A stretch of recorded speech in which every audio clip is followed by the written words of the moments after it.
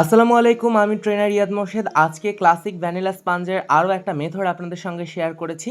এই মেথডের মধ্যে সাধারণত ২টা রাইজিং এজেন্ট ব্যবহার করা হয়, সেই সাথে এখানে অ্যাসিটিক অ্যাসিড হিসাবে ভিনেগারও ব্যবহার করা হয়। চলুন তাহলে দেখে নিই। প্রথমেই আমি একটি পাত্র বসিয়ে নিচ্ছি, এর মধ্যে একটা চালনি দিয়ে আমি এখানে ৬০ গ্রাম পরিমাণ অল পারপাস ফ্লাওয়ার বা ময়দা ব্যবহার করছি, ১০ গ্রাম পরিমাণ কর্নফ্লাওয়ার, সেই সাথে ১০ গ্রাম পরিমাণ গুঁড়া দুধ। এবারে সব কিছুকে চেলে নিব।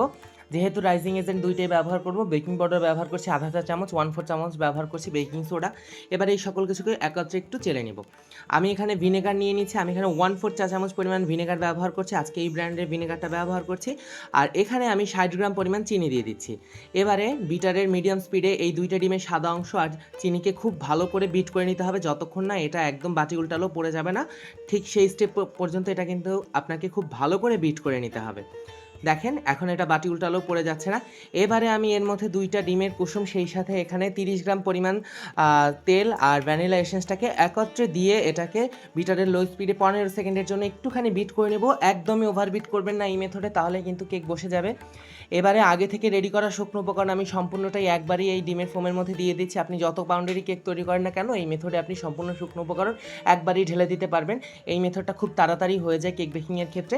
এবারে আমি এটাকে ফোল্ডিং মেথডে মিক্স করে নিচ্ছি। আর আজকের এটাকে আমি 6.5 ইঞ্চি প্যানে বেক করছি, তাই আমি এখানে প্যানের নিচে একটা বেকিং পেপার বসিয়ে দিচ্ছি, এর মধ্যে কেকের ব্যাটারটাকে দিয়ে দিলাম।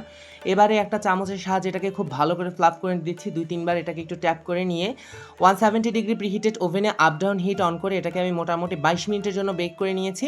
22 মিনিট পর দেখতেই পাচ্ছেন এটা একদম এইভাবে সুন্দর কালার চলে এসেছে এবং এটাকে আমি ওভেন থেকে নামিয়ে নিয়েছি। এখন একটু আপনাদেরকে আমি ডিমোল্ড করে দেখাচ্ছি। আশা করি দেখেই বুঝতে পারছেন কেকটা ঠিক কেমন হয়েছে। এটা দিয়ে পরবর্তীতে আপনাদের সঙ্গে ডেকোরেশন শেয়ার করব।